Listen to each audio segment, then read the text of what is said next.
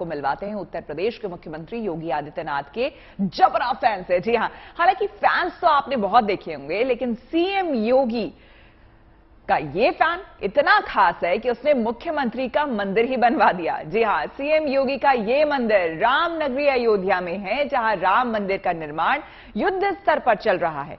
राम जन्मभूमि से लगभग 25 किलोमीटर दूर प्रयागराज हाईवे पर कल्याण बदरसा गांव में ये मंदिर बनाया गया है, जहां पर भूमि पूजन हुआ था उसी दिन, यानी कि 5 अगस्त 2020 को ही इसी गांव में योगी के मंदिर की नींव रखी गई थी। वैसे तो उत्तर प्रदेश के मुख्यमंत्री योगी आदित्यनाथ की लोकप्रियता या कहें फैन फॉलोइंग किसी से छुपी नहीं है। सोशल मीडिया पर भी उनकी जबरदस्त फैन फॉलोइंग है। लेकिन मुख्यमंत्री योगी आदित्यनाथ की ड्रीम सिटी अयोध्या में उनका एक ऐसा प्रशंसक और समर्थक भी है जिसने उन्हें भगवान का दर्जा देते हुए उनका मंदिर बनवा दिया है। अब इस मंदिर में रोज उनकी पूजा होती है, आरती उतारी जाती है। इतना ही नहीं, ये भक्त खुद को सीएम योगी का प्रचारक बताते हुए उनके लिए गाने भी लिखता है। हमने बहुत पहले से एक संकल्प लिया था कि अयोध्या में प्रभु श्री राम का जो भी मंदिर निर्माण कराएगा हम उसकी मंदिर बनाएंगे, और आज हमने ये संकल्प पूरा किया। पूज्य श्री योगी आदित्यनाथ महाराज जी के नाम से श्री योगी मंदिर का निर्माण कराया, और आज हमने योगी जी पर जो है एक आरती हमने तैयार किया है, उसकी शूटिंग भी कर रहे हैं। जिस तरह से प्रदेश में गुंडा राज भ्रष्टाचार फैला हुआ था, पूज्य महाराज जी की उत्तर प्रदेश में सरकार बनी, जिस तरह से महाराज जी पूरे उत्तर प्रदेश में कार्य कर रहे हैं, उनके कार्य से मैं बहुत खुश हूं। नोएडा के जलवायु विहार में सुबह बड़ा हादसा हुआ। सेक्टर 21 में एक दीवार गिर जाने की वजह से कई लोग उसके नीचे फंस गए, जिसके बाद फंसे हुए लोगों को बाहर निकालने के लिए रेस्क्यू ऑपरेशन शुरू किया गया। आनंद फानंद में नोएडा अथॉरिटी और पुलिस ने राहत और बचाव का काम तेज कर दिया और किसी तरह दीवार के मलबे के नीचे फंसे 9 लोगों को बाहर निकाल लिया गया। आपको बता दें कि जिस वक्त दीवार गिरी वहां पर मरम्मत का काम चल रहा था। बताया जा रहा है कि दीवार लगभग 25 साल पुरानी थी।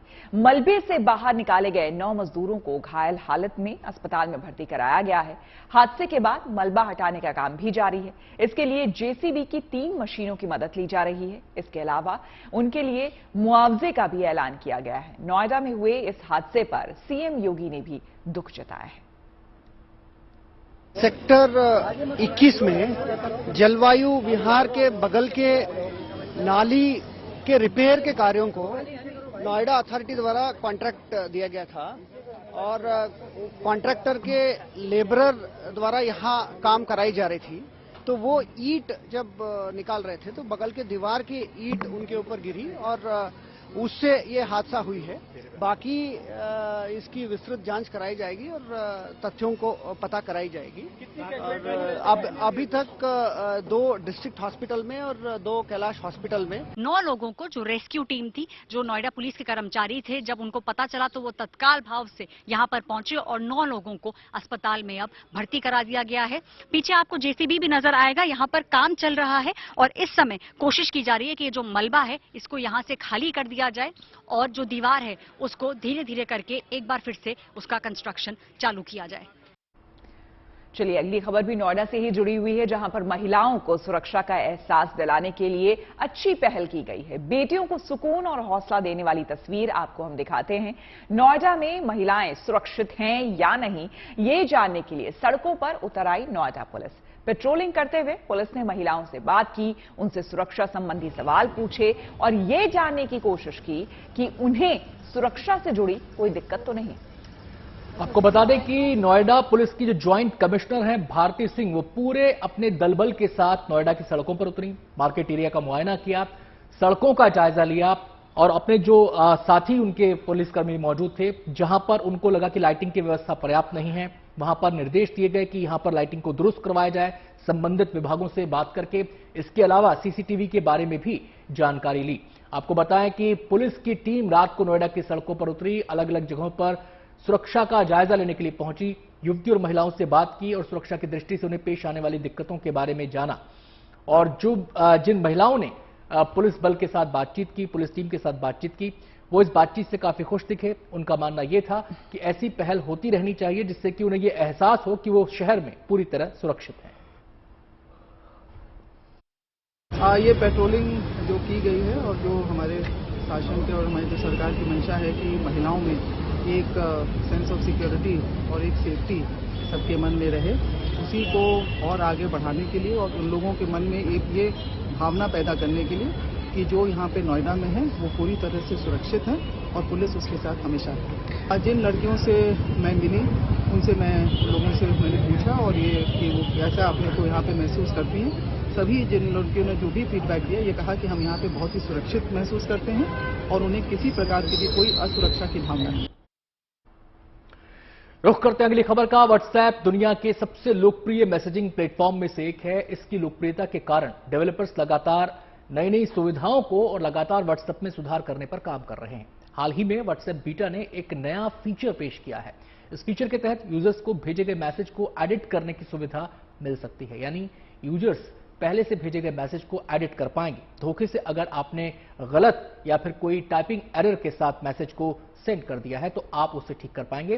रिपोर्ट्स की माने तो यूजर्स को किसी मैसेज को एडिट करने के लिए उस पर लॉन्ग प्रेस करना होगा, इसके बाद उन्हें एडिट का ऑप्शन मिलेगा। चलिए, ये वाकई बहुत अच्छी है खबर आनंद, क्योंकि कई बार ऐसा होता है कि हम हड़बड़ी में होते हैं, ऑफिस जा रहे होते हैं और अगर हमें तुरंत में मैसेजिंग करनी है कुछ, तो उसमें कई बार टाइपिंग एरर हो जाता है और फिर हमें लगता है कि अरे अब हम क्या करें, क्योंकि मैसेज तो जा चुका है। तो आपको हम बता दें कि एक रिपोर्ट के मुताबिक व्हाट्सएप इस फीचर को जल्द ला सकती है। हालांकि यूजर्स जब भेजे गए मैसेज को एडिट करेंगे तब मैसेज के साथ एडिटेबल दिख सकता है। साथ ही मैसेज को एडिट करने के लिए एक समय सीमा भी हो सकती है। हालांकि कंपनी इस खास फीचर पर काम कर रही है। व्हाट्सएप के खास फीचर के आते ही ऐप के वर्जन को अपडेट करना होगा। व्हाट्सएप अपने इस नए फीचर को व्हाट्सएप बीटा के नए एंड्रॉयड अपडेट के लिए तैयार कर रहा है, लेकिन यह साफ अभी नहीं है कि नया फीचर कब तक आएगा। कम से कम एंड्रॉयड यूजर्स को तो यह फीचर जल्द ही देखने को मिल सकता है।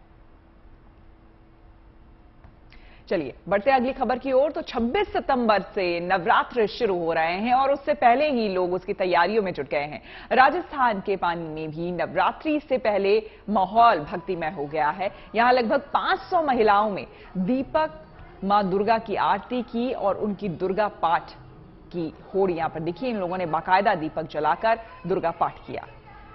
इस खास आयोजन में पहले मां दुर्गा का पाठ किया गया, इसके बाद सभी महिलाओं ने एक साथ 500 दीप जलाकर पूजा अर्चन किए। बताया जा रहा है कि नवरात्रि से पहले इस तरह के आयोजन अलग अलग इलाकों में किए जाएंगे। नवरात्रि को भव्य बनाने के मकसद से इस आयोजन को किया जा रहा है और इस बार पूरा उत्साह भी श्वेता देखने को मिल रहा है, क्योंकि 2 साल का सूखा लोगों ने झेला है नवरात्रि के मौके पर। बिल्कुल, लगभग 2 साल तक। देखिए, इस बार जितने भी पर्व त्योहार आ रहे हैं, गणेशोत्सव भी देखिए लोगों ने कितने धूमधाम से मनाया। कुछ उसी अंदाज में अब दशहरा, दुर्गा पूजा या फिर नवरात्र कह लीजिए, उसकी शुरुआत हो रही है। 26 सितंबर से इसकी शुरुआत हो रही है और उससे पहले ही देखिए 500 दीपक जलाया महिलाओं ने। राजस्थान के पाली की ये तस्वीर है।